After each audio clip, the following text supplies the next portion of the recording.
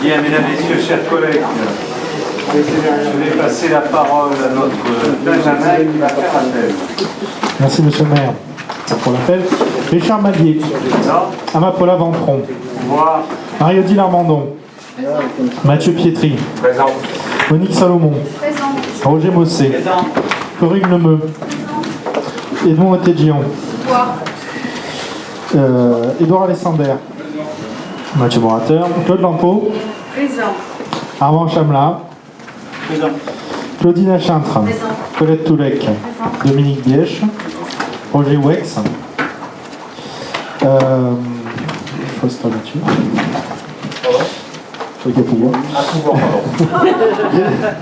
Yann Pertuzel, André Gauthier, Véronique Garnier, Catherine Bienfait, Marie-Christine Rodriguez, Stéphane Pierassini, Patrice Lanzon, c'est pour moi le pouvoir, Joseph Cassaro, Marie-Pierre Vitiello, Vanessa Brescia, Christine Sicardi, Marie-Christine Oberlinkels, Jean-Marc Bretin, Alain Dubois, Véronique Bianchi, Hervé Pisson et Anthony Checoud. Nous sommes 21 et le quorum est atteint.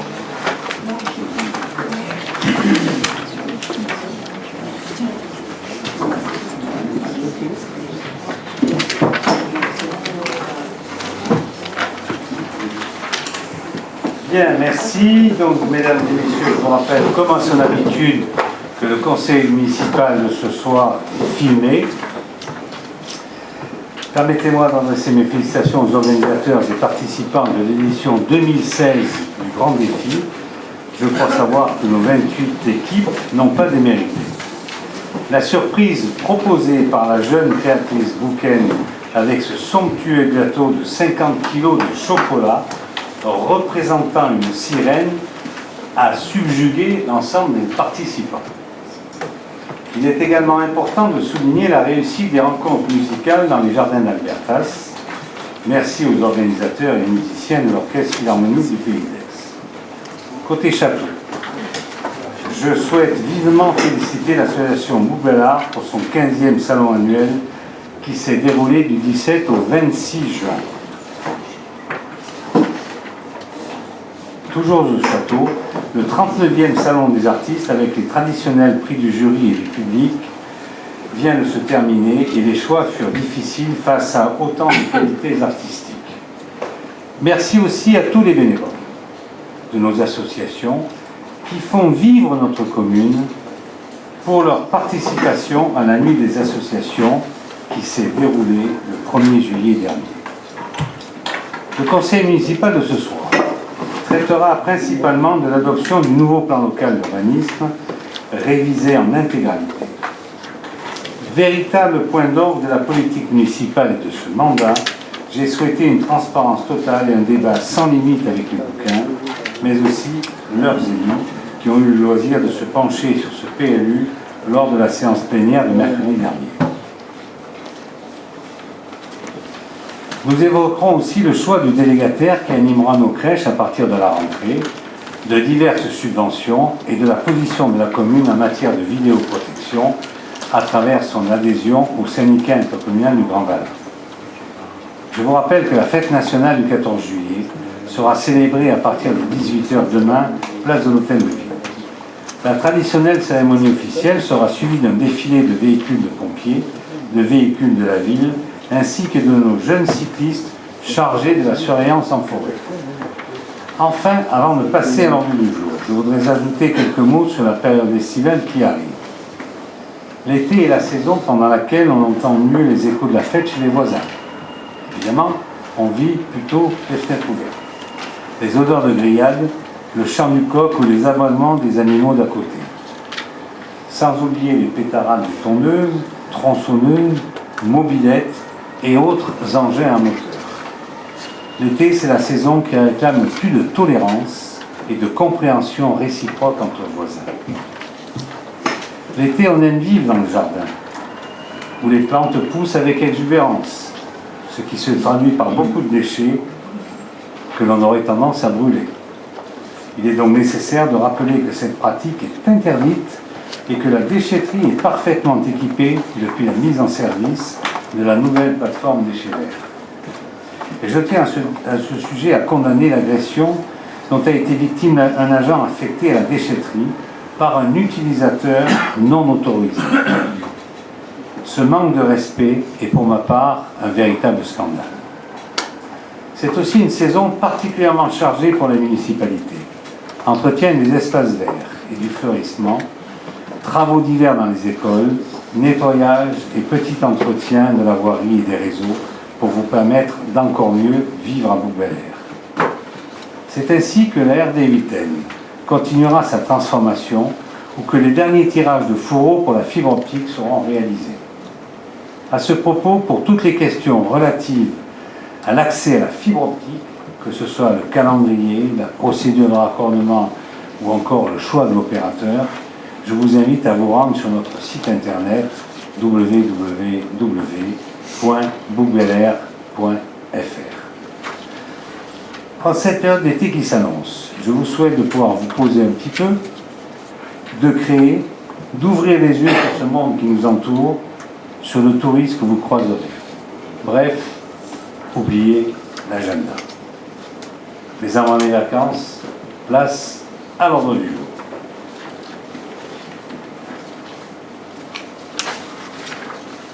Alors évidemment, on a l'éternelle adoption du compte-rendu de la séance du 22 juin 2016.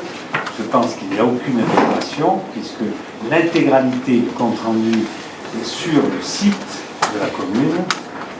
Donc, comme il n'y a pas d'observation, je le vois ce compte-rendu, tu vois contre. Il y a une petite observation, je pense qu'il y a une coquille sur le rapport numéro 2, puisqu'il n'y a qu'une décision, pas 5.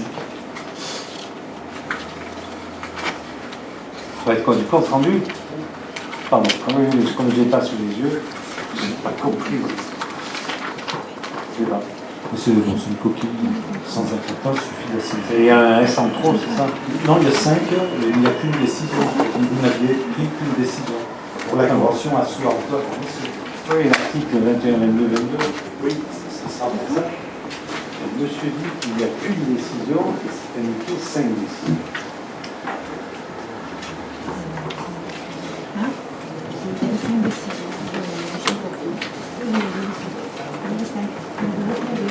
Il y a bien 5 décisions.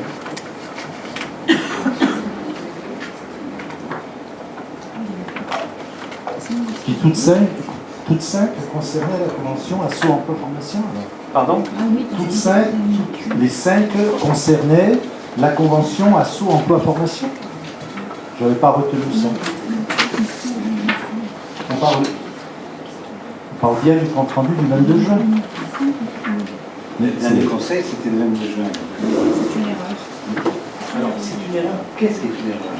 Il n'y a qu'une mentionnée, mais il y a 5 décisions. Il n'y en a qu'une mentionnée, mais il y avait 5 décisions. Voilà ce qu'on me dit. Donc il y a bien une erreur, il fallait en marquer 5. Voilà. Non, c'est ça. Alors il y a bien 5. Moi je pensais que c'était une décision concernant la convention. Non, non, c'est 5 décisions. Soit autant pour moi alors. Ok, donc je mets au voix ce compte rendu. Donc voix contre, il n'y en a pas. Abstention non plus, unanimité. Je vous remercie. Ensuite, nous avons donc dans l'information du conseil municipal, en vertu de l'article 22 du Code général des collectivités territoriales, nous avons l'acquisition, concernant l'acquisition d'un bien par voie de préemption, qui était la décision numéro 2016-022. Donc là, c'est la décision 2016-026. Et nous sommes revenus sur cette décision. Et donc, on a confirmé au notaire qu'il n'y avait pas le droit de préemption de la commune. C'était en fait un espace entre deux maisons qui permettait de relier à l'arrière. Et comme il y a un dénivelé phénoménal, il faut, pour progresser, faire un escalier et je ne sais quoi encore. Donc nous avons estimé que ce n'était pas la peine de préempter et on a laissé le voisin qui voulait acquérir ce morceau entre les deux maisons, on lui a laissé acquérir. Voilà.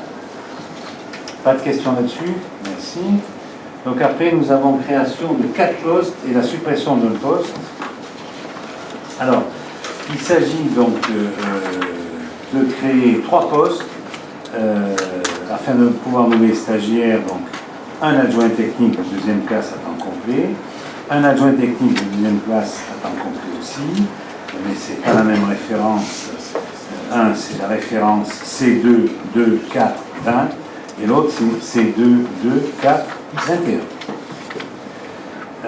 Et ensuite, un poste d'adjoint d'animation de 2e classe à temps complet, référencé C7, 1, 1, 5. Ensuite, créer un poste afin de pouvoir nommer un agent par avancement de grade à compter du 1er octobre 2016. C'est donc de créer un poste d'adjoint administratif territorial principal de 2e classe avec le numéro C11221 et de supprimer donc l'ancien poste de l'agent qui est le poste C, donc un poste d'adjoint administratif territorial de 1re classe, comme montant de grade donc bien principal de 2e classe, donc à temps complet qui est référencé sous la référence suivante C1133. Est-ce que vous avez des questions là-dessus? Pas de questions. Je me vois cette délibération voix contre. Il n'y en a pas, abstention non plus, unanimité. Je vous remercie. Ensuite, nous avons la nomination de M. Mignon de Médy, agent de la police municipale. Donc, M. Petroucci Dylan a été condamné à verser la somme de 200 francs à M. Mignon de Médy. Pardon 200 euros, pardon. À M. Mimon de Médy, qui est un des agents de la police municipale, au titre du préjudice moral et 100 euros au titre de l'article 475.1 du Code de procédure pénale. Mais comme nous n'arrivons pas, enfin, l'agent n'arrive pas à récupérer cet argent-là, donc il fait appel au fonds de garantie, mais le fonds de garantie se retourne dans la commune en disant que la commune doit se substituer au versement de son indemnisation. Ce qui fait que cette somme de 300 euros remet le droit à l'agent, mais il convient de procéder à son versement.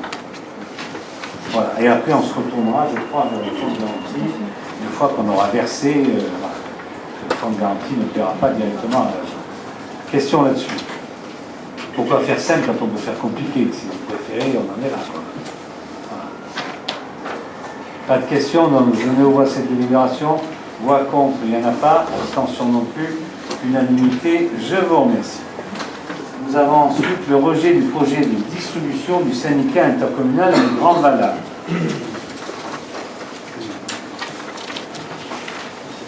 Il est navrant que le président du syndicat intercommunal ne soit pas là.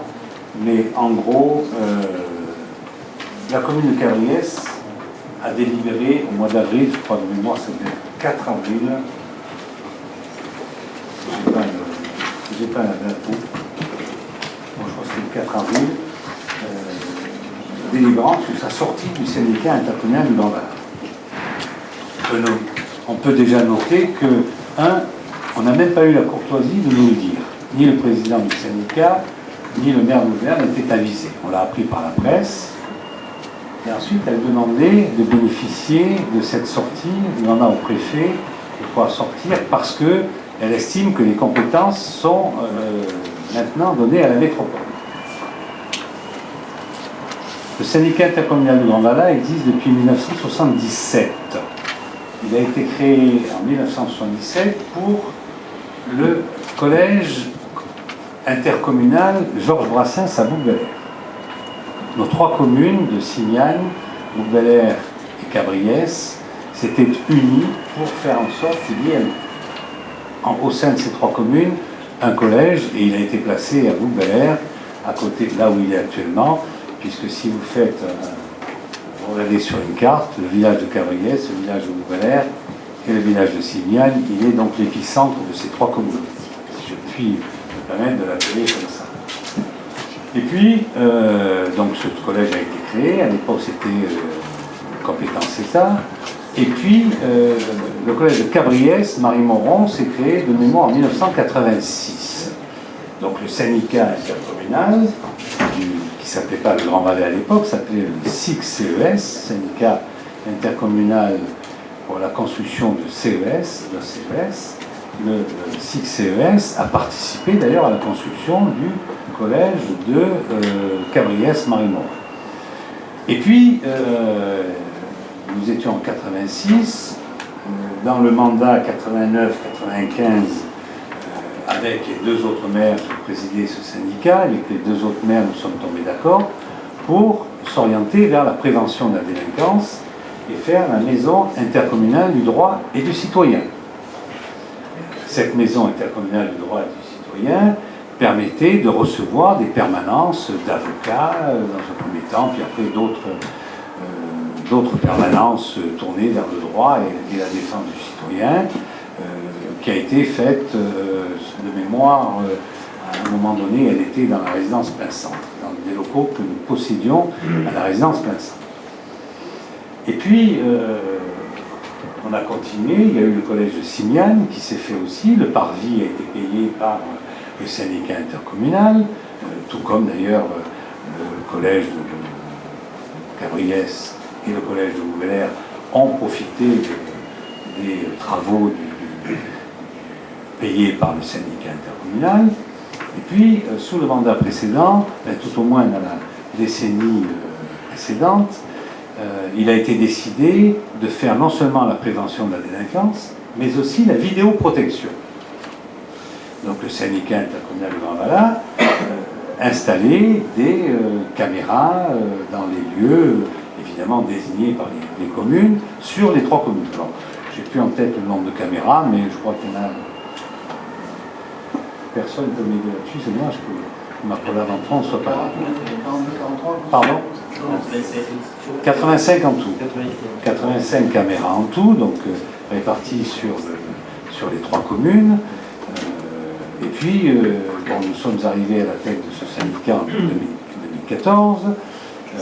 On avait un petit souci, qui était un souci d'importance, c'est que nous avions besoin de la fibre optique, parce que ces caméras vidéo étaient en relation avec les serveurs par le biais des faisceaux hertziens, qui eux-mêmes étaient saturés. Le maire de Cabriès a souhaité qu'on mette quand même des caméras dans la commune de Cabriès. Bon, avec les problèmes de liaison que nous avions, ça posait quelques problèmes. Et puis, on continuait l'action dans le cadre de la prévention de la délinquance. Les caméras n'ayant pas été installées sur Cabriès, d'ailleurs sur les 2 autres communes non plus, puisqu'on avait des soucis de faisceaux hertziens, le maire de Cabriès est un peu mal pris et voulait quand même qu'on installe les caméras, bon, ce que nous n'avons pas souhaité faire. Donc, à la suite de ça, on voulait... on a d'autres volontés, mais j'y reviendrai après. Donc, le maire de Cabriès a fait prendre par son conseil municipal cette décision. Où en est-on aujourd'hui ? Je rappelle qu'au niveau du syndicat intercommunal du Grand Valais, non seulement la vidéoprotection sera accentuée dans la commune de Montbéliard et dans celle de Simiane, puisque la fibre optique, nous l'installons. Nous l'installons dans le cadre de ces communes-là, nous installons, et donc nous pourrons avoir un système de vidéoprotection qui, excusez-moi l'expression, mais qui tient la route. C'est pas le cas, puisqu'aujourd'hui il est en faisceau hertzien et on est à saturation. Donc, et nous avons aussi en prévision, conforme d'ailleurs à notre projet municipal, nous, la majorité de Montbéliard, et c'est agréé par la commune de Simiane, qui elle aussi marchera là-dedans, mais la commune de Cabriès s'y refuse. Nous avons comme une vision de faire ce qu'on appelle un centre de surveillance urbain. Alors, qu'est-ce que c'est ? C'est un centre comme il y a à Vitrolles, comme il y a à Marseille, comme il y a à Aubagne, comme il y a à Aix. Ce sont des centres où vous avez des écrans et l'ensemble des caméras, les images arrivent sur les écrans. Donc il y a quelqu'un qui visionne en direct. Ceci étant, quand il y a 20 écrans, vous imaginez le problème que cela peut poser de visionner une vingtaine d'écrans, voire plus, en même temps. Par contre, il y a des logiciels qui nous permettent d'attirer l'attention de la personne qui est là pour lui dire qu'il y a quelque chose d'anormal qui se déroule là et donc elle veut bien regarder. la commune de Cabriès a refusé. C'est son droit complet, mais à la limite, on pouvait continuer le syndicat intercommunal à 3 avec tout ce qu'on fait au niveau de la prévention de la délinquance, puisque nous avons une assistante sociale, nous avons des médiateurs, et nous avions un cadre B qui était détaché par la commune de Bouc-Bel-Air, mais qui n'est plus détaché puisque la décision n'a pas été prise au niveau n'a pas été reconduite au niveau du syndicat intercommunal. Quoi qu'il en soit, nous en sommes là. Nous estimons, nous, et c'est ce qui vous est proposé ce soir, que le syndicat intercommunal du Grand Valin n'a pas démérité, bien au contraire, que c'est en mutualisant notre action, d'une part avec la réalisation de CSU, chose qui pour nous est très, très importante, comme Simiane, donc c'est pour nous important que le syndicat intercommunal du Grand Valin continue à exister et à faire son travail. Si la commune de Cabriès, c'est parfaitement son droit, souhaite en partir, à la limite, on donne un avis favorable. Mais ça veut dire que les trésoriers, les comptables du syndicat et celui de la commune de Cabriès vont se réunir, ainsi que le maire de Cabriès et le président du syndicat intercommunal de Grand Valin, et sans doute les maires de Simiane et de Bouc-Bel-Air, vont se réunir tous ensemble pour décider, dans ce cas-là, du transfert de compétences et donc du transfert de charges qui vont rester au syndicat et qui doivent être partagés. Les engagements qui ont été pris par le syndicat doivent être partagés de droit par la commune de Cabriès. C'est en tout cas ce qui a été écrit, la lettre du préfet qui a été envoyée à monsieur le maire de Cabriès. C'était en début de semaine dernière, je crois. C'était le droit fil de ce qui lui a été dit, à savoir qu'il pouvait sortir du syndicat intercommunal de Grand Valin, mais à condition de sortir tout simplement par le droit. Et dans ce cas-là, ça veut dire que nous allons nous réunir pour faire les comptes. Je puis m'exprimer ainsi, et il faudra que la commune de Cabriès, elle donne la compensation à tous les engagements qui avaient été pris par le syndicat intercommunal du Grand Valin. Voilà, mes chers collègues, je crois avoir résumé un peu, peut-être un peu longuement, vous me l'accorderez, c'est quand même quelque chose d'important, pour un syndicat intercommunal qui a montré qu'il était capable de faire quelque chose. Depuis 40 ans, nous n'avions aucun problème, mais surtout, il semblerait qu'une commune sur les 3 doit faire quelque chose. Écoutez, bon vent. Est-ce qu'il y a des questions? Pas de questions. Donc je mets au voie cette motion qui vous a été proposée, donc qui est le rejet du projet de dissolution du syndicat intercommunal. Est-ce qu'il y a des voix contre? Pas de voix contre? Abstention? 2 abstentions, donc unanimité. Je vous remercie. Unanimité des votants, évidemment. Alors ensuite, nous avons subvention exceptionnelle de à l'association Les Amis de l'Orgue. Rapporteur Marie-Odile Armando.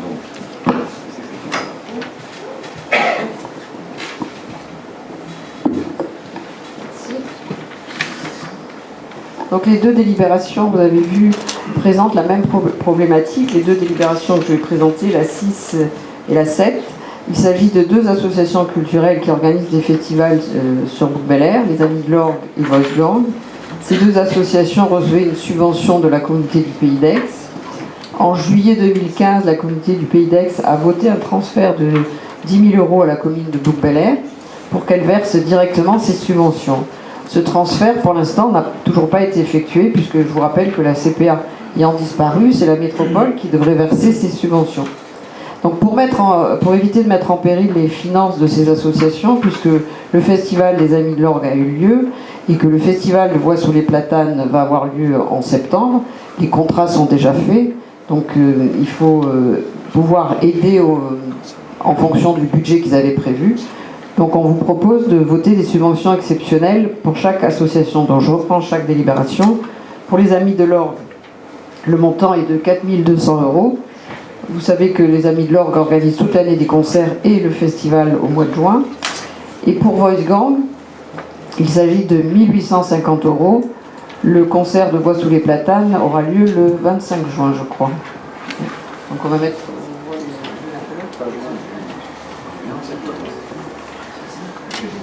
Oui, 25 juin, voilà, plutôt septembre. 25 juin, c'est question, non, pas de question, vous l'avez compris, c'est en fait dans l'attribution de compensation de la métropole qui a été votée au mois de 30 juin. Non, le conseil de métropole. Ah non, la CPA ne peut pas voter. Non, mais c'était l'année dernière. Ah oui, mais la métropole a voté ça le 30 juin, ce qu'on appelle une attribution de compensation. On a eu 100 et quelques mille euros la commune de Genève. Voilà. Et ça, c'est intégré dans l'attribution de compensation. Donc, voix contre, il n'y en a pas. On vote les deux en même temps. Les deux en même temps, je vous remercie. Donc, voix contre, il n'y en a pas. Abstention non plus, unanimité, je vous remercie. Donc ensuite, nous avons délégation du service public pour l'accueil de la petite enfance, choix du délégataire, approbation du contrat de délégation et autorisation à signer. Rapporteur Mathieu Pietri. Oui, merci, monsieur. Donc, on vous a fait parvenir des documents, un rapport assez détaillé. Je voudrais faire un état des lieux rapide sur ce qui existe actuellement. Donc, la commune a délégué la prestation de la petite enfance à SPCR depuis 2010. Il y a 3 crèches qui sont la commune est partie prenante sur 4 crèches. 3 relèvent de la délégation de services publics. L'Arbre de Vie à la salle qui a 43 places. Les Boucanous sur la Mouline qui a 35 places et les Frimousses dans le centre du village de Terre-Blanche qui a 20 places. La 4e étant une crèche d'entreprise, la Farandole sur le site de Décathlon sur lequel la mairie a réservé 20 berceaux, donc ils ne font pas partie de la DSP passée. Donc, géré par LPCR, les Petits Chaperons Rouges, en délégation de service public depuis 2010. Le terme de cette délégation était arrivé, donc il fallait que nous la relancions. On a mis comme objectif de cette DSP la satisfaction, bien évidemment, des usagers et en priorité un souci constant que devra avoir le délégataire du bien-être, de l'épanouissement et de l'éveil à la vie sociale de nos petites têtes blondes. Cela se concrétise par un respect du rythme de chaque enfant, l'intégration d'enfants et des dispositions d'accueil des enfants porteurs d'handicap, l'accueil également de l'urgence sociale. Notre objectif est donc très clairement d'obtenir le meilleur accueil possible pour nos enfants. C'est le premier pas souvent de l'enfant en dehors du cocon familial, donc on y attache une importance toute particulière. Donc cet objectif devra être corroboré et décliné dans le projet pédagogique qu'a dû nous présenter les candidats, mais également des projets d'établissement qui seront annexés au contrat. Donc vous l'avez compris, c'est une priorité absolue que les conditions optimales d'accueil de nos petites têtes blondes. Pour cela, pour y parvenir, nous avons travaillé et nous avons apporté un soin particulier à la rédaction des clauses de la DSP. Il y a l'avis de la DSP, l'engagement du service de la petite enfance et des élus pour tout au long de la DSP, mais il y a aussi la rédaction des clauses de la DSP qui ont été vues de façon très précise, très spécifique, et qui ont été vues en fonction, mais bien sûr, de l'expérience, mais également de notre volonté de politique, de garantir encore une fois le meilleur accueil. Alors, je ne vais pas vous reprendre tout le cahier des charges, il est à disposition et puis il a été vu en commission municipale à plusieurs reprises pour cela. Mais quelques grands principes, c'est effectivement, par exemple, il a été acté une clause pour des rencontres régulières avec le délégataire et la création d'un comité de pilotage avec un nombre de réunions et des compétences qui ont été prévues. Il a été aussi acté, chose que l'on fait de façon régulière, que ce soit les services administratifs ou les élus, des visites dans les crèches. Ce n'est pas les directrices qui sont là qui vont me contredire. On va régulièrement, on se rend régulièrement dans les crèches, non pas pour fliquer, mais parce que c'est notre devoir.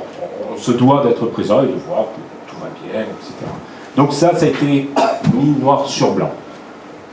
Une répartition des travaux claire également, selon le même principe que bailleur-locataire. Des pénalités également qui ont été faites de façon applicable. Les pénalités prévues dans la précédente DSP rendaient très vite, les conséquences étaient énormes, financières, donc on ne pouvait pas, sur des manquements anodins, on ne pouvait pas les mettre en place, vu les conséquences financières que ça allait engendrer. Là, on a mis des pénalités applicables. On a travaillé donc sur ce cahier des charges afin qu'il soit le plus clair possible, sans source d'interprétation, avec un minimum de sources d'interprétation, notamment entre la délégation, la DSP, donc petite enfance et restauration, puisque le délégataire commande les repas au délégataire restauration. Donc pour que ce soit le plus clair possible, on a été le plus précis. On a travaillé également donc, pour que les enfants et les usagers soient clairement au cœur de toute action du futur délégataire. Pour que les conditions également de vigilance et de contrôle de la part de la mairie soient clairement connues dès le départ. Donc on a essayé vraiment de faire un document synthétique mais clair là-dessus. Donc sur la procédure, on est passé en DSP,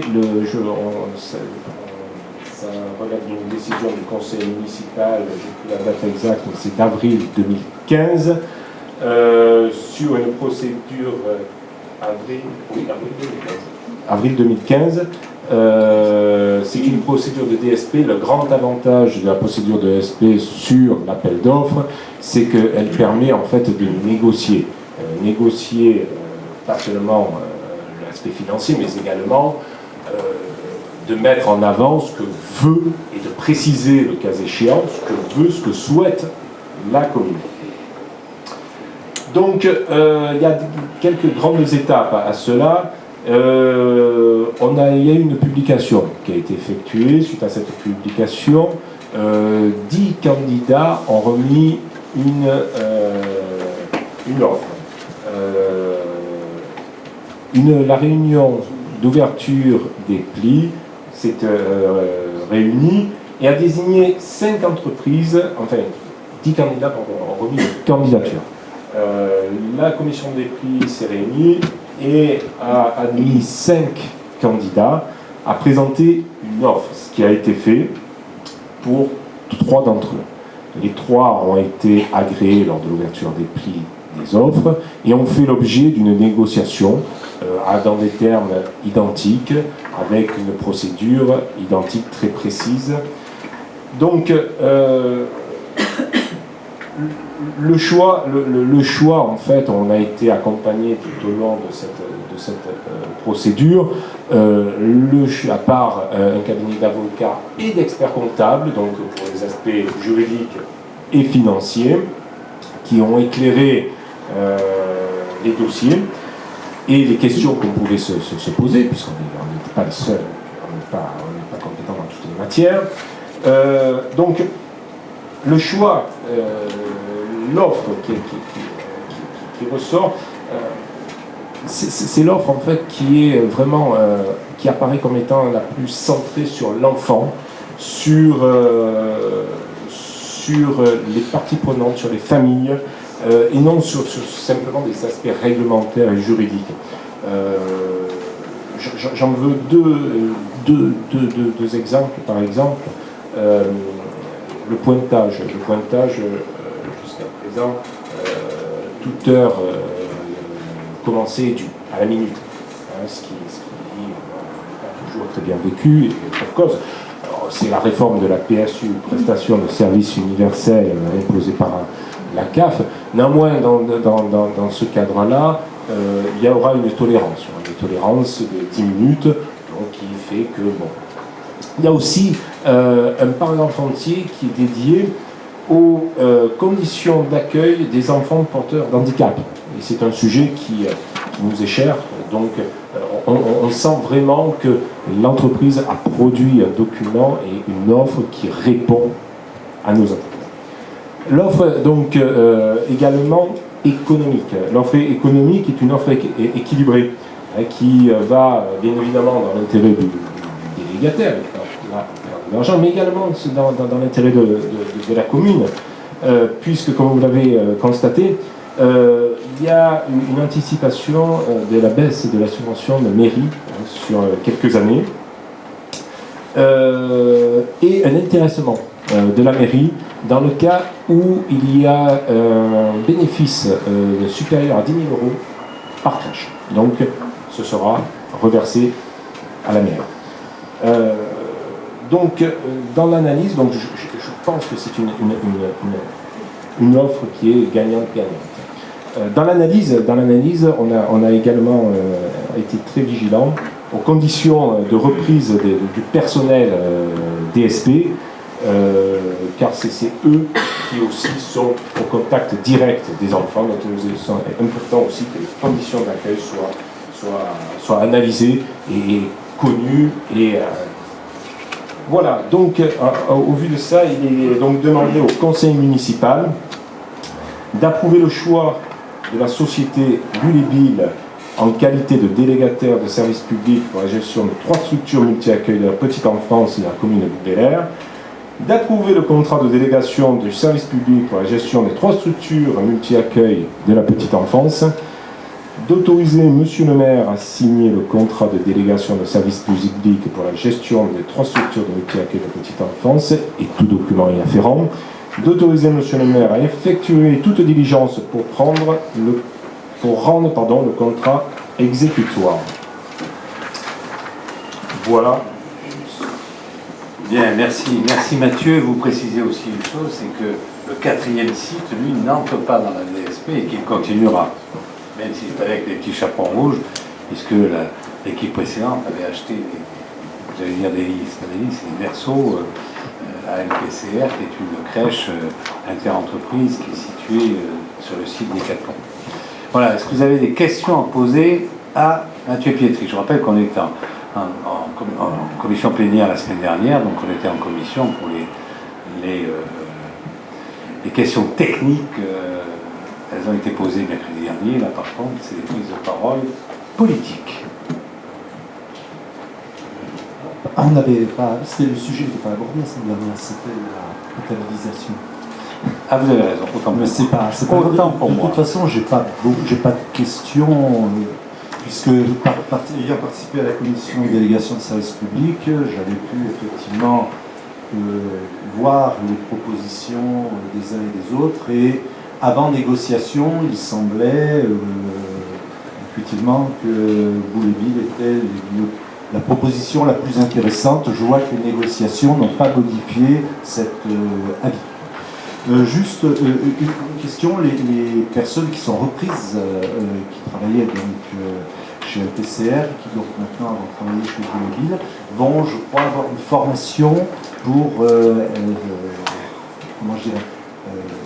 acquérir les méthodes du nouveau prestataire. Ça se confirme? Oui, tout à fait. Il y a plusieurs cycles de formation. Il y a au minimum 2 cycles de 4 jours de formation, 3 si nécessaire. Donc 3 fois 4 jours. Et c'est bien accepté par les salariés? Oui, enfin, a priori, il n'y en aura pas. On sera, voilà, on est partie prenante, on sera présent. On avance donc d'ici la fin du mois. Il y a des rencontres avec les salariés qui sont déjà prévues avec le futur délégataire. Donc on Ils avance sont pas à prévus, pas. si tant est que le conseil municipal Voilà. confirme. Bien évidemment. Donc on avance pas à pas, si vous voulez. Donc a priori, on n'aura pas de difficulté. Juste, M. Pichon, vous n'êtes pas sans savoir que là, je ne sais plus quel article du Code des marchés publics prévoit que les contrats de travail sont repris in extenso par le nouveau délégataire. C'est clair. Par rapport au contrat, c'est clair. Après, il y a l'adhésion des salariés qui peut être plus ou moins bonne, etc. Et puis, pour l'instant, pas de problème, donc je m'en réjouis. Je pense que les salariés qui ont un employeur qui s'appelle le PCR faisaient dans l'intérêt de l'enfant et que le nouveau délégataire, lui, son intérêt, c'est aussi dans l'intérêt de l'enfant. Ça me paraît évident. Plus de questions, donc je mets aux voix cette délibération. Voix contre, il n'y en a pas. Abstention non plus. Unanimité, je vous remercie. Ensuite, nous avons l'approbation de la réunion générale du PLU. Rapporteur Monique Salomon. Merci, monsieur le maire.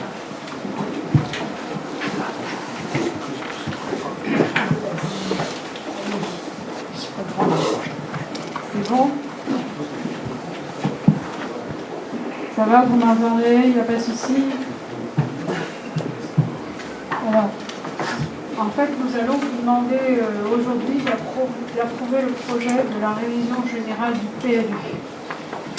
Conformément à toutes les dispositions requises, la procédure de révision s'est terminée par l'enquête publique suivie du rapport et des conclusions. Donc, je n'ai pas l'impression d'entendre vraiment.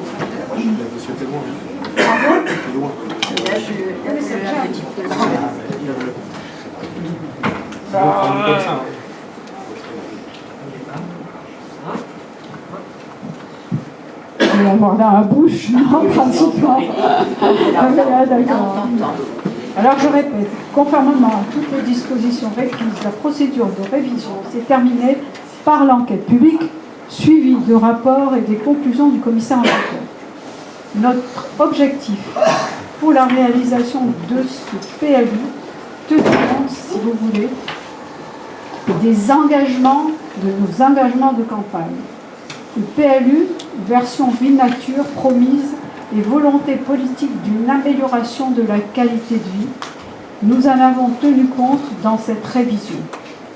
Le plan local d'urbanisme se doit de répondre aux objectifs et aux engagements fixés pendant la campagne pour le mieux vivre à Bouc-Bel-Air, avec une ambition forte que Bouc-Bel-Air soit la ville nature de la métropole Aix-Marseille-Provence.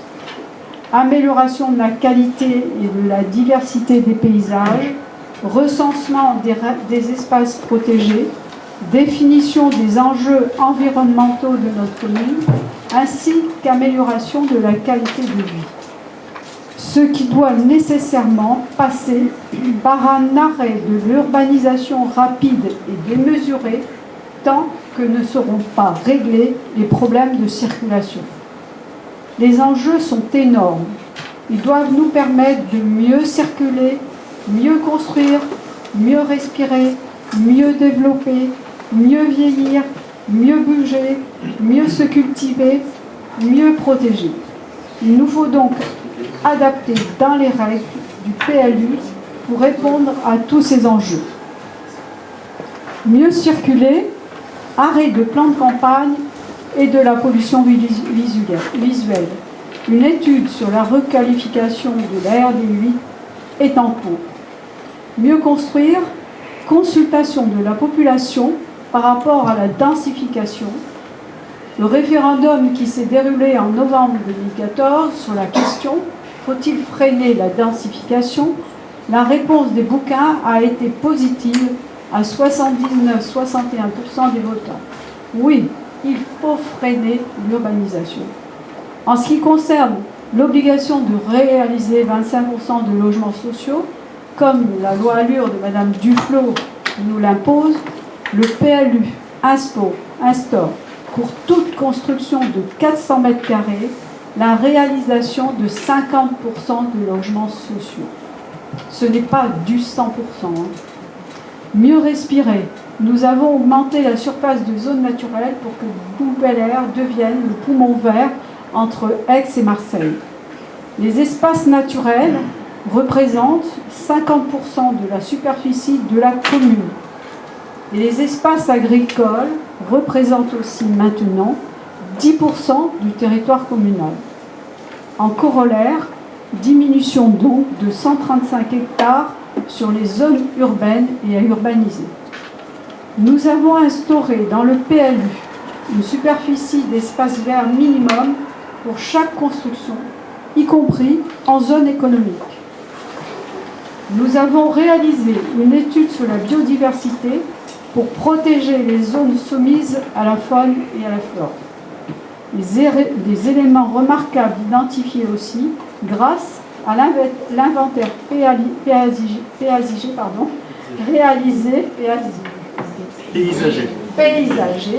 réalisé par le CAU. Pour mieux développer, soutenir les commerces de proximité en général, car les commerçants indépendants font la vie de nos villes et villages et sont donc à protéger. Affirmation des activités des zones d'activité de la Malle, des Chabots et le long de la RD6, de l'installation de nouvelles entreprises créatrices d'emplois sur la zone de la Malle et recentrées le long de la RD6. Mieux vieillir, dans le PLU, nous avons rajouté des règles qui permettent le développement locatif intergénérationnel et des résidences-services pour le maintien à domicile des personnes âgées. Pour mieux bouger, nous créerons des chemins pédestres balisés. Pour mieux se cultiver, dans le PLU, la commission extra-municipale a réalisé l'inventaire du patrimoine historique et culturel de la commune à protéger. Figurent également dans le PLU les espaces et éléments d'intérêt paysager à valoriser et à protéger. Mieux protéger notre environnement, le plan de sauvegarde de la biodiversité a été intégré dans le PLU pour protéger la faune et la flore. Pour ceux qui se demandent pourquoi, nous voulons augmenter les zones agricoles. Nous leur suggérons de lire les prescriptions de Jean-Louis Jouzel qui indiquent 2 axes pour réduire les gaz à effet de serre. Il faut augmenter les forêts et terres agricoles qui contribuent à la réduction des gaz à effet de serre. Tous les enjeux écologiques ont été pris en compte, économie d'énergie, respect de l'environnement et de la biodiversité, amélioration du cycle de vie des bâtiments, mais surtout protection de la nature, développement de l'agriculture, respect de la biodiversité qui doit être au cœur de la ville durable. Dans ses conclusions motivées, le commissaire et enquêteur a donc émis un avis favorable concernant le projet de révision générale du PLU. Toutes les demandes de modification des PPA ont été prises en compte. Ce PLU a une vraie vision de préserver la qualité de vie. Comme certains nous l'ont dit, il a été construit avec une grande intelligence par tous les partenaires du projet. Nous avons voulu une urbanisation respectueuse de l'environnement. Notre ville ne doit pas être abîmée. Nous avons souhaité la préserver. Nous aimons notre ville, nous lui voulons du bien, avec une croissance démographique maîtrisée et la volonté de bien pouvoir vivre à Boues-Bel-Air. Tous les documents sur le PLU, le rapport, les conclusions du commissaire enquêteur sont consultables au service urbanisme ainsi que sur le site internet de la commune. Nous tenons à remercier tous ceux qui ont participé à l'élaboration de ce PLU et ainsi contribué à sa réalisation et sans qui nous n'aurions pas pu le réussir. Et je tiens particulièrement à remercier Arnaud Philippard, la cheville ouvrière de ce PLU qui a travaillé avec beaucoup de rigueur et une implication exemplaire et toujours sans se départir de son calme. Je souhaite aussi remercier M. Plisson, qui, lors de la commission plénière de mercredi dernier, a félicité l'équipe pour la qualité du travail accompli sur ce PLU.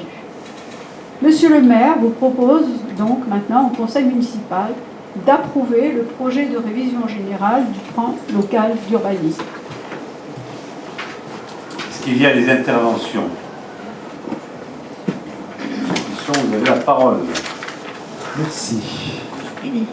Monsieur le maire, mesdames et messieurs les conseillers municipaux, lors du conseil municipal du 21 décembre 2015, puis dans le cadre de l'enquête publique, nous avons émis un certain nombre d'observations visant à améliorer le projet de révision du PLU de la commune. Dans le projet présenté à l'époque, à côté de points positifs, nous avions repéré à l'inverse plusieurs points faibles. Ainsi, le projet de nouveau PLU n'apporte pas de réponse claire aux problèmes certes anciens mais récurrents d'éclatement urbain de Bouc-Bélier. Il apparaît que certains quartiers sont moins bien traités que d'autres. Par ailleurs, l'orientation implicite donnée au PLU semble initier une urbanisation à 2 vitesses sur Bouc-Bélier.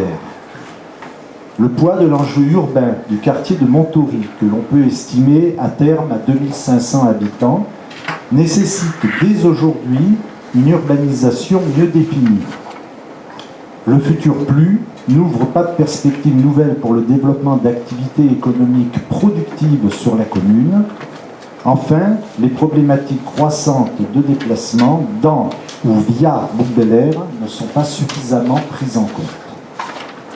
Donc, ces constats nous avaient amenés à l'époque à nous abstenir lors du vote sur l'arrêt du projet de révision du PLU. Nous pensions que suite à nos remarques et aux observations faites par nos concitoyens dans le cadre de l'enquête publique, nos interrogations seraient au moins en partie levées. Force nous est de constater que les réponses apportées ne sont pas à la hauteur des problèmes soulevés. Il y a tout d'abord, dans le PLU qui nous est proposé, un véritable mystère sur les chiffres de progression de la population. Il est annoncé seulement 2500 habitants de plus d'ici 2030. Malheureusement, la majorité politique de la commune semble divisée sur ce chiffre, puisqu'il y a 4 ans, elle parlait de 6000 nouveaux habitants et qu'aujourd'hui, elle parle de seulement 2500. Ça fait un peu penser au décompte des participants dans les manifestations, 2500 selon les autorités, 6000 selon les anciens organisateurs. En fait, quoi qu'il soit écrit dans le projet du PLU, vu le retard pris ces 40 dernières années en matière d'habitat social, on peut dire à ce jour que ce sont environ 1400 logements sociaux qu'il faudra obligatoirement construire sur Bouc-Bélier d'ici 2030, auxquels s'ajouteront pratiquement autant de constructions non aidées, soit globalement un total d'au moins 2500 logements. Ce qui aboutit à une population nouvelle de 4000 à 4500 habitants qu'il faudra accueillir, intégrer dans une communauté de vie et un cadre agréable auquel il faudra apporter les infrastructures scolaires, sportives et culturelles nécessaires, assurer les déplacements et proposer un approvisionnement de proximité. Il n'est pas certain que le PLU ait placé le curseur au bon niveau. Mais probablement conscients de la sous-estimation de ce chiffre, du chiffrage, les rédacteurs du présent projet de PLU ont apporté tout récemment une modification au texte du document. Sur suggestion de la société immobilière SAM, encore elle, la règle des 50% minimum de logements sociaux, qui était un point très fort du PLU, a été de fait ramenée à 30% en jouant sur la différence entre le nombre de logements sociaux et leur superficie. Ceci ne nous semble pas du tout aller dans le bon sens et être à l'opposé d'une amélioration du contenu du texte.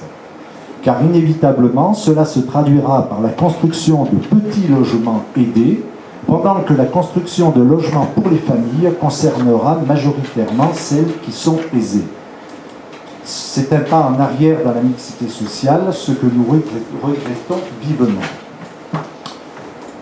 Sans reprendre l'ensemble des points que nous avions soulevés, il en est un qui nous inquiète tout particulièrement, sur lequel il me semble nécessaire de revenir rapidement. C'est celui de l'aménagement futur du quartier de Montory.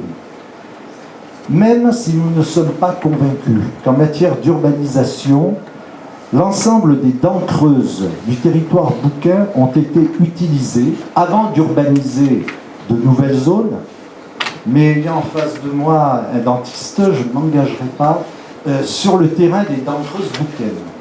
Bon, il est certain de toute façon que Montory est incontestablement la réserve foncière la plus importante restant sur Bouc-Bel-Air. Comme je disais, ce sont à terme 2500 bouquins qui y habiteront, soit une ville dans la ville, où tout est possible, le meilleur comme le pire. Nous insistons de ce fait depuis bientôt 2 ans pour qu'un travail d'aménagement global soit mené afin d'éviter la construction d'un ensemble de projets immobiliers juxtaposés sans structure forte autre que celle des voies de circulation automobile. L'orientation d'aménagement et de programmation du projet de PLU ne nous rassure en rien sur cette crainte. Ce n'est pas la présence à proximité de la zone concernée des aménagements publics actuels et aux alentours l'existence de commerces d'autres quartiers qui peut créer une centralité, un noyau de vie et donner une âme à ce nouveau quartier. Et l'on ne connaît que trop les risques d'un quartier sans âme. On nous parle aussi d'écoquartier, mais ça commence mal puisque les premières réalisations ne répondent pas à la charte signée par la commune. Par ailleurs, il apparaît au détour d'une requête d'un habitant de la zone sud de Montory, lors de l'enquête publique, qu'un autre projet, en l'occurrence de résidence senior, est sur les rails. On voit bien le risque de rater l'aménagement urbain cohérent de cette zone et aucune assurance de réalisation d'un projet de vie coordonné n'est apportée par le PLU. À l'issue de cette longue démarche de révision du PLU, du fin travail de lecture que nous en avons fait, au vu des modifications négatives récemment apportées au texte, au vu des incohérences et des insuffisances fortes qui demeurent sur les sujets sensibles que nous avions mis en exergue, notre position vis-à-vis de ce projet jusque-là réservée penche donc vers un vote négatif quant à l'approbation de cette révision du PLU. Je vous remercie pour votre écoute. Oui. Je voulais intervenir par rapport à votre projet sur... Pardon. Par rapport à Montory. Vous nous aviez dit déjà la même chose. Il y a une OAP, une orientation d'aménagement au sujet de Montory. Il y a 36 hectares qui sont concernés, mais il y a 1030 logements, puisque c'est 30 logements l'hectare. Donc il n'y a pas 25 000 logements qui vont être créés à cet endroit-là, ou 2500 logements. Et la seconde chose, c'est vous dites que, comment dirais-je, il va y avoir 2500 personnes. Non, le SCOT, si vous voulez, nous avons modifié le SCOT parce que ça ne nous convenait pas et on a défini au niveau du SCOT un nombre de logements à 1500 et ça a été modifié sur le SCOT de la CPA qui a été transmis à la métropole. Donc ce n'est pas 2500, le SCOT c'est à 1500 logements. Non, mais 2500, c'est le nombre d'habitants. Dans 1100. Oui, je me suis trompée, c'est 1500 habitants. C'est 1500 habitants. Oui. Et une personne par logement. Bien, on va pas dire oui, quand on fait des petits logements, évidemment, on a moins d'habitants quand on fait des grands logements. Je sais pas, moi je suis pas mathématicien, mais je crois que là, c'est tout simplement une définition algébrique. 1100 studios, c'est pas ça. 1100 studios, ça fait maximum de 1000 personnes. Donc, Maximum de 1000 personnes. Bon, ceci étant, on ne va pas chivosser là-dessus, monsieur Plisson. Vous dites, monsieur Plisson, je reprends point par point, qu'il n'y a pas de réponse claire à l'éclatement urbain. Est-ce à dire, ou alors je vous ai mal compris, mais est-ce à dire que vous souhaitez qu'en fait tout soit densifié, tout soit urbanisé pour que l'éclatement urbain n'existe plus? Autrement, je ne sais pas comment faire, sauf à supprimer l'existant, ce qui, à mon avis, est quasiment impossible. Donc ça veut dire que vous, pour l'éclatement urbain, eh bien, on remplit tout, et au moins il n'y a plus d'éclatement urbain puisque tout est rempli.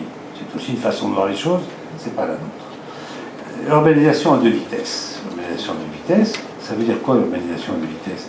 Ça veut dire qu'il y a des endroits où on va urbaniser, c'est vrai, on va faire quelque chose un petit peu plus dense, parce qu'on va faire du collectif ou du semi-collectif, et d'autres endroits, on va faire du pavillonnaire. Si c'est ce que vous appelez à deux vitesses, il n'y a pas de problème, nous ne sommes pas sur la même longueur d'onde. Par contre, vous avez remarqué quelque chose, le manque d'activité économique productive. Vous avez raison. Vous avez raison, c'est un choix qui a été fait par notre majorité, qui est le choix de dire, mais écoutez, les activités polluantes, on en a assez sur Montbéliard, on ne va peut-être pas en rajouter. Alors si vous voulez, je vous les cite. Bon, je citerai les établissements, installations classées pour l'environnement, les ICPE, bon, Lafarge, Cimenterie, Manche-Gary, Altéo, après vous en avez récemment d'autres, bon je n'ai pas en tête, mais vous avez aussi d'autres installations aussi, il y a des pots de cars, des pots de bennes à ordures, enfin, etc.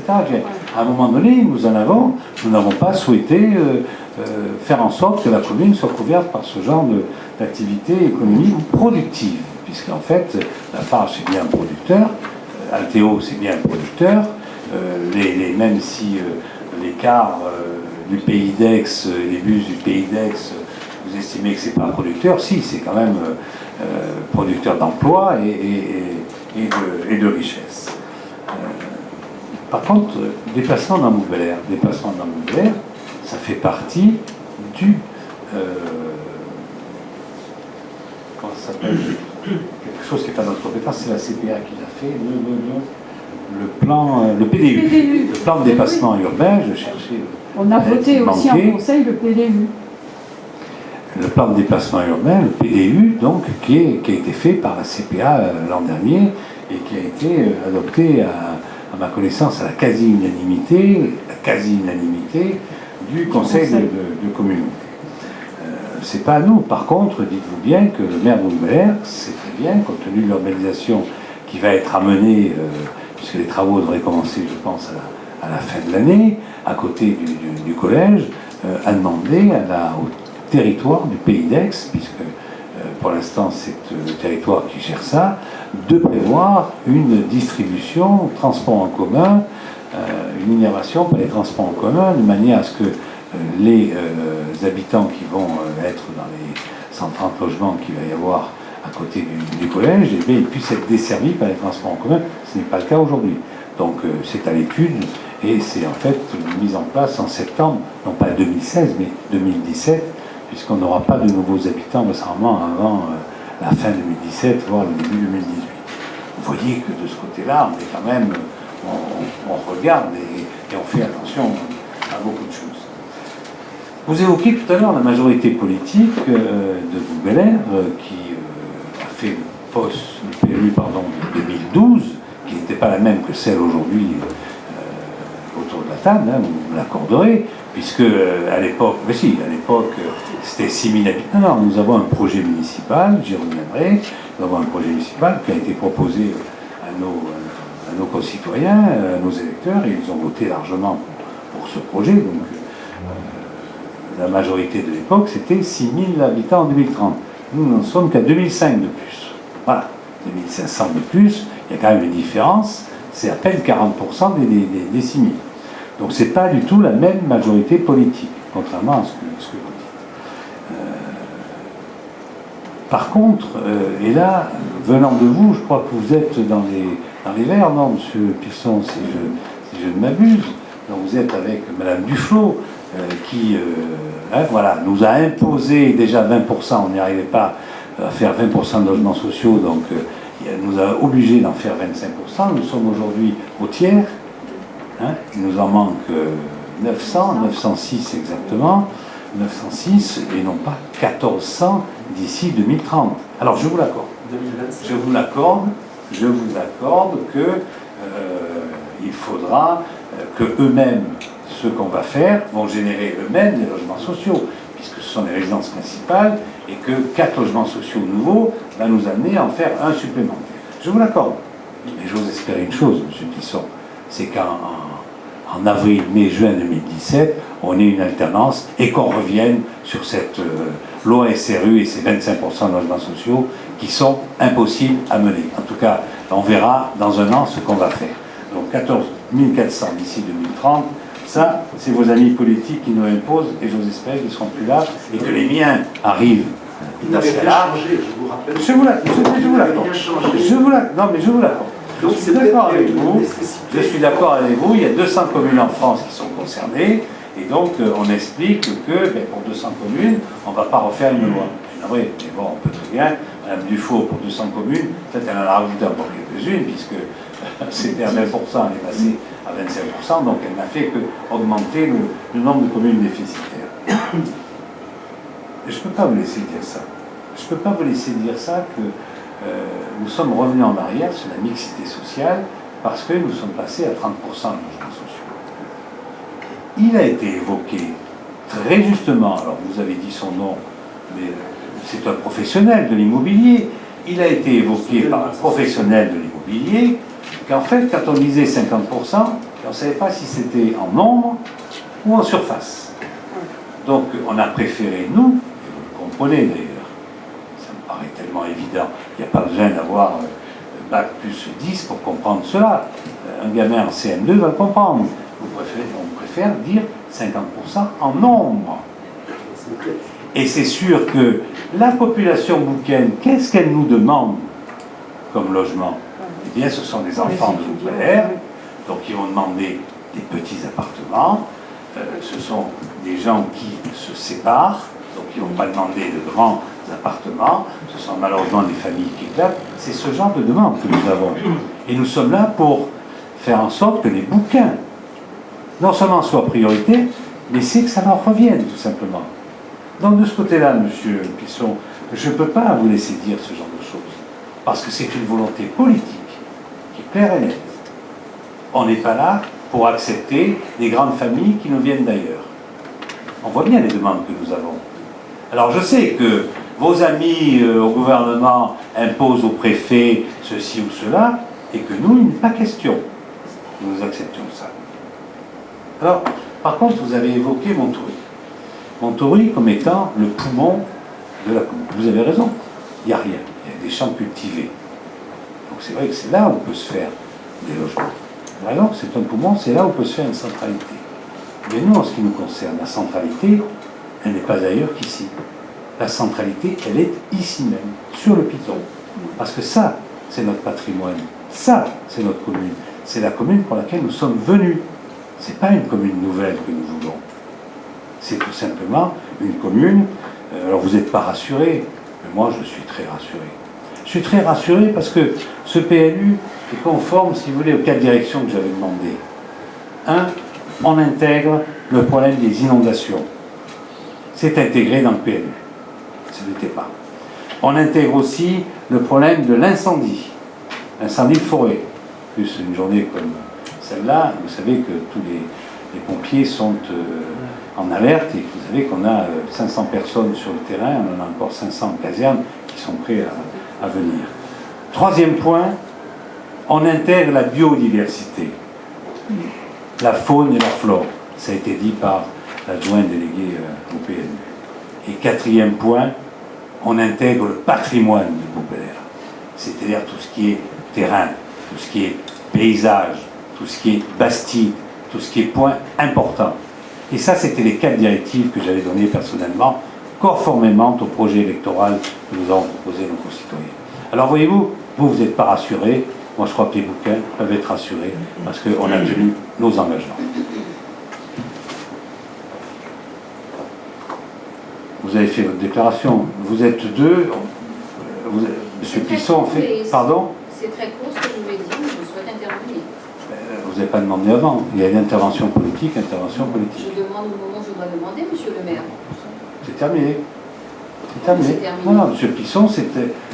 Je l'avais dit mercredi dernier, vous avez fait une déclaration politique. Elle a été faite par monsieur Plisson au nom de votre groupe. D'accord, il n'est pas très... vous êtes 2, mais c'est nous, la majorité, on est beaucoup plus nombreux. On est 28, on n'est pas tous présents.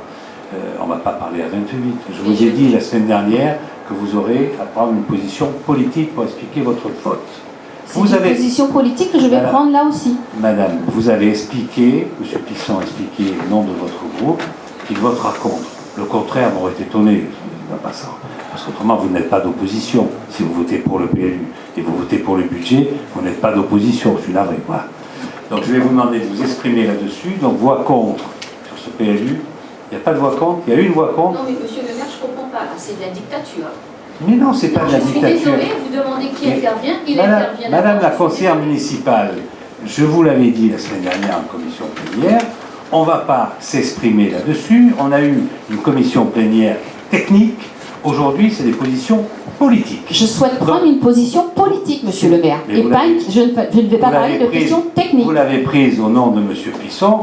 Heureusement que vous êtes que deux. Comme vous êtes que deux, je vais vous laisser parler. Merci, monsieur le maire.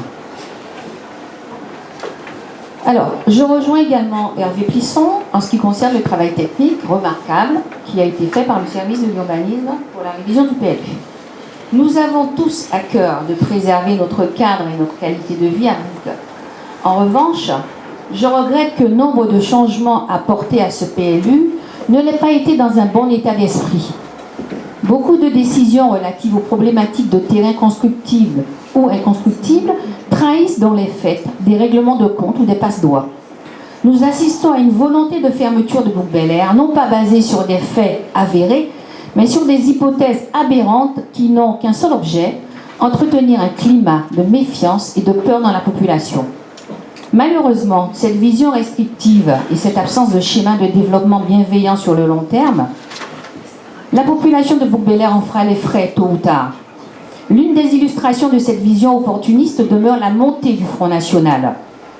Aujourd'hui, sur le papier, tout paraît simple. Qui, au nombre d'habitants très limité à l'horizon 2030, qui, à l'absence d'infrastructures économiques et culturelles de proximité dans certaines zones où pourtant un nombre de logements importants sont prévus, il n'y a pas de sous-quartier. Il y a des hommes et des femmes qui travaillent ou qui en recherchent. En tout cas, tous sont préoccupés par leur avenir et celle de leurs enfants face à une situation mondiale préoccupante.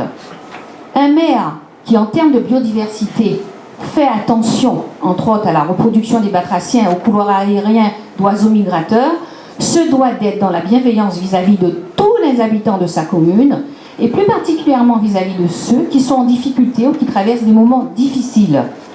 Que coûte à une ville comme Boucle-Bel-Air la mise aux normes? Une ville comme Boucle-Bel-Air qui est bien aidée par la collectivité territoriale départementale, entre autres. La mise aux normes en termes d'équipement de certains quartiers. Pourquoi, malgré tous les slogans, les trottoirs et les bas-côtés de notre commune sont dans un état déplorable? Il ne suffit pas de mettre quelques fleurs au centre du village pour s'enorgueillir d'être une ville verte. C'est un climat malsain qui s'installe chez nous à Boucle, et la ville nature qui, si nous n'en prenons pas garde, ne sera dans peu de temps que le poumon de la suspicion, du mépris et de la haine. Rien que ça, chère madame.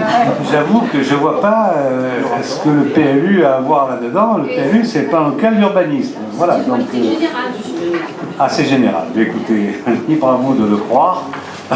En ce qui nous concerne, nous, on ne le croit pas et nous sommes très bien à Boucle-Bel-Air et nous sommes heureux d'y vivre.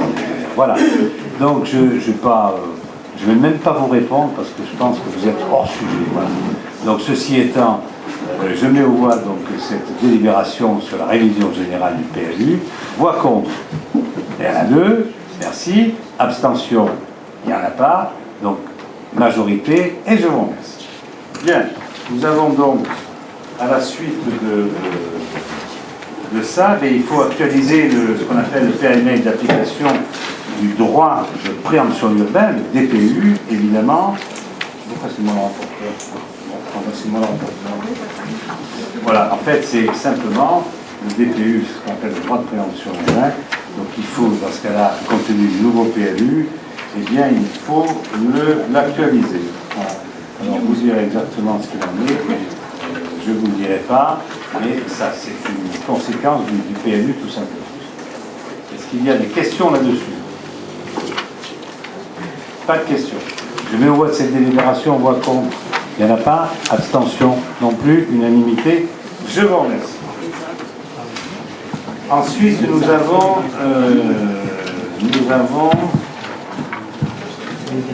Délégation de service public en affermage pour les marchés hebdomadaires et l'animation ponctuelle. Rapporteur Roger Mossy. Merci, Monsieur le maire. L'objet de la mise en place d'une procédure de délégation de service public pour les marchés hebdomadaires et animations ponctuelles. Le conseil municipal a approuvé par délibération le 12 juillet 1993 le traité de concession avec la société Mandon pour la gestion du marché et approvisionnement hebdomadaire de la commune. Par délibération du 20 décembre 2012, la commune a décidé de confier la gestion du marché et d'approvisionnement hebdomadaire de la commune et l'animation ponctuelle de la ville pour une durée de 4 ans, du 1er janvier 2013 à la société Mandon par contrat de délégation de services publics par affermage. Il est donc d'envisager la continuité de ce service à compter du 1er janvier 2017 par contrat de délégation de services publics par affermage. Ainsi, au regard du rapport des services de la nature des prestations envisagées, il a été demandé au conseil municipal d'approuver le principe de la délégation de services publics pour la gestion des marchés hebdomadaires et d'animation ponctuelle de la commune et de valider le mode de gestion par affermage. Il a été autorisé. Monsieur le maire a réalisé les opérations de publicité prévues à cet effet et a engagé tout acte de procédure nécessaire à la réalisation de l'opération et notamment de négocier librement les offres présentées conformément par l'article L. 1411-5 du CGCT. Voilà, question à Roger Mossé sur cette délibération. Il n'y en a pas, donc je la mets aux voix. Voix contre, il n'y en a pas. Abstention non plus. Unanimité, je vous remercie. Ensuite, nous avons la décision modificative numéro 1 de la commune pour l'exercice 2016. Rapporteur Teddy Alexander. Merci, monsieur le maire. Donc, afin d'effectuer les ajustements de crédit nécessaires, il est proposé de délibérer sur la décision modificative numéro 1 pour le budget communal. En section de fonctionnement, il est proposé de réduire nos prévisions budgétaires attendues sur la dotation globale de fonctionnement, soit une baisse de 62 257 000 euros. Il était prévu à notre budget un montant de 1 127 000 euros. Nous avons reçu la notification de l'État pour 1 061 743, soit une perte de 62 257. Pour mémoire, je vous rappelle que depuis 2012, notre commune a perdu plus de 836 000 euros de dotation globale de fonctionnement. Il est proposé... Merci à qui? Le gouvernement actuel, monsieur le maire. Vous en parliez il y a quelques minutes. Il est proposé également de rajuster nos dépenses de fonctionnement pour une augmentation de 61 500. Ça concerne des contrats de prestation de services et études pour la DSP des crèches et notamment pour la taxe locale pour la publicité extérieure et des frais de reprographie pour le PMU. En section d'investissement, nous avons quelques dépenses à hauteur de 14 560 euros qui sont à prévoir, afin, entre autres, pour l'aménagement de nouvelles classes, Virginie de Dieu, logiciels, matériel de bureau et informatique, des climatiseurs pour le réfectoire, des pains et les matériels pour le comité des feux. Pour équilibrer cette décision modificative, nous réduirons donc de 140 317 notre ligne budgétaire sur des acquisitions de terrain qui se feront en début 2017. Cette décision s'équilibre donc parfaitement en section de fonctionnement et en section d'investissement. Je vous rappelle que cette décision modificative a été validée par la Commission des finances. Merci, monsieur Alexander. Donc, est-ce que vous avez des questions à poser à monsieur Alexander? Il n'y en a pas, donc je mets au voie cette décision modificative numéro 1, voix contre.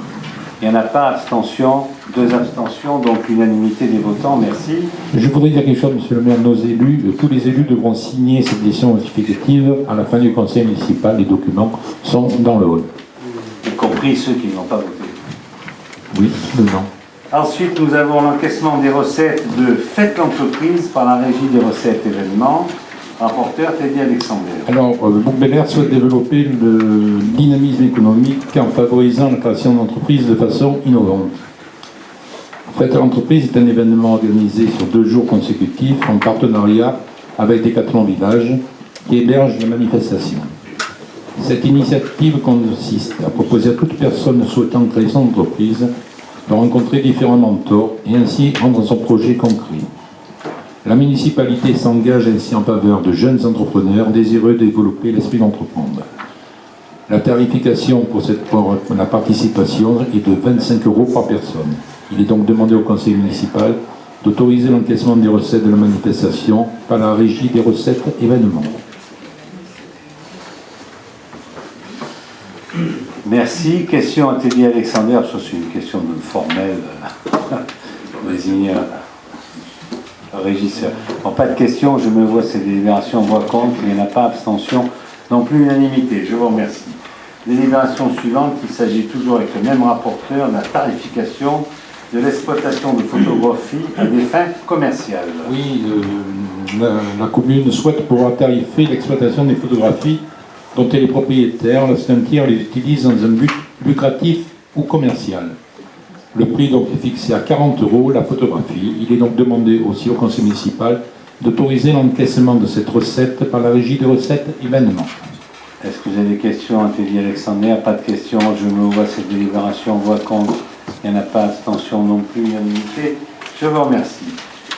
Délibération suivante, garantie d'emprunt intégral du Valais. En fait, il s'agit d'une précision. Nous écoutons Teddy Alexander. Oui, par délibération du numéro 16-02-30 du 21 mars 2016, le conseil municipal s'est prononcé en faveur de l'octroi d'une garantie d'emprunt terrasse du Valat. La Caisse de dépôt et consignation demande à la collectivité de préciser dans une nouvelle délibération le montant total du prêt. Le conseil municipal est donc appelé à se prononcer sur ce rectificatif. La société Girem sollicite de la commune de Bouc-Bélair la garantie à hauteur de 45% d'un montant total d'emprunt de 1 792 023 €, soit un montant de 806 410,35 € nécessaire à la réalisation de cette opération. Il est précisé que la communauté du Pays d'Aix a été sollicitée pour une garantie de 55%. Question à Teddy Alexander, pas de questions. Je me vois cette délibération en voix contre, il n'y en a pas. Abstention non plus, unanimité, je vous remercie. Enfin, dernière délibération, c'est la dénomination de l'aire d'accueil des gens du voyage, aire d'accueil de la Malle, le rapporteur étant Yann Pertuzel. Monsieur le maire, mesdames, messieurs, donc vous n'êtes pas sans savoir que l'aire pour les gens du voyage va être livrée très prochainement à la commune de Bouc-Bélair et de Signane. Cette aire des gens du voyage pourra accueillir jusqu'à 30 familles. Donc il y a 30 emplacements, sachant que chaque emplacement a la capacité d'accueillir 2 caravanes. Donc cette aire des gens du voyage, on doit lui donner un nom. Tout logiquement, elle se trouve donc le long de la RD 8N lorsque l'on va vers cette thème juste après le château de la Malle. Donc dans la zone de la Malle, c'est pour cela donc, que l'on propose d'appeler cette aire d'accueil de la Malle. Question à M. Pertuzel. Oui, M. Clisson, vous avez la parole. J'ai vu que l'aire est terminée, elle a l'air bien faite. Est-ce qu'il y aura une inauguration prévue? Je ris parce que ça a été la question que m'a posée la voisine. Je comprends pas vous dire. Susciter Pour tout vous dire, je ne sais pas, c'est la métropole, donc je ne sais pas du tout ce qu'il en est, mais j'en profite pour parler un petit peu de ça. La semaine dernière, on a vu arriver à Kouniaou une 60aine de caravanes. Il faut savoir que c'est toujours très très difficile à gérer ces gens du voyage parce que tout simplement, il suffit qu'il y ait 2 ou 3 caravanes dans une aire d'accueil, ils ne vont pas s'arrêter là. Parce qu'ils ne veulent pas se mélanger. C'est un peu difficile de ce côté-là. Mais donc, l'arrivée de cette aire d'accueil, qui a quand même une certaine histoire, puisque le permis a été signé par mon prédécesseur, et qu'il a fallu que votre serviteur s'y mette pour mettre autour de la table les gens, pour qu'on enlève un peu les recours et qu'on fasse, puisque c'était décidé ainsi, et que le permis était donné, le financement était prévu par la communauté du Pays d'Aix, qui a la compétence, pour que ça puisse aller au bout, cette aire d'accueil, et qu'on puisse avoir, parce que, mesdames et messieurs les conseillers municipaux, c'est important d'avoir une aire d'accueil, même si elle est dédiée à 2 communes, si bien les Hauts-de-Bel-Air.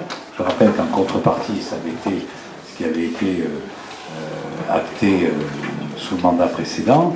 Nous, on avait l'aire d'accueil, mais par contre, les enfants scolarisés allaient à Signal. Donc ça nous permettra d'avoir une procédure accélérée d'expulsion des gens du voyage qui sont dans des lieux où ils n'ont pas à être. Comme dernièrement on a eu dans un terrain privé qui n'a pas été labouré, donc il y a 60 caravanes qui sont arrivées.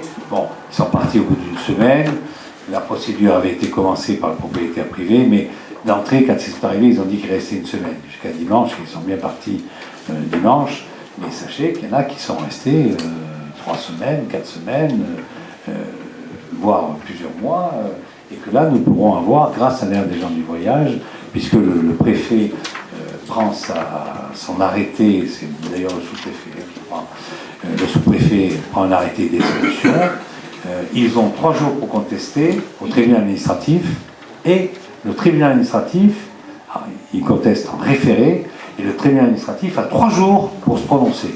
Donc ça veut dire qu'en tout, vous avez, même s'il y a un jour de dérapage, machin, vous avez, en une semaine, vous pouvez les faire partir. Ça, c'est important, parce que c'était pas le cas auparavant, dans la mesure où nous n'avions pas d'aide des gens du voyage. Voilà ce que j'avais à vous dire, mes chers collègues, là-dessus. Donc, voix contre, pas de voix contre, abstention, non plus, unanimité, je vous remercie. Mais écoutez, mes chers collègues, je n'ai pas reçu de questions diverses, donc je vous souhaite à toutes et à tous bon appétit, une bonne soirée, et puis de bonnes vacances, puisque le prochain conseil municipal aura lieu au mois de septembre.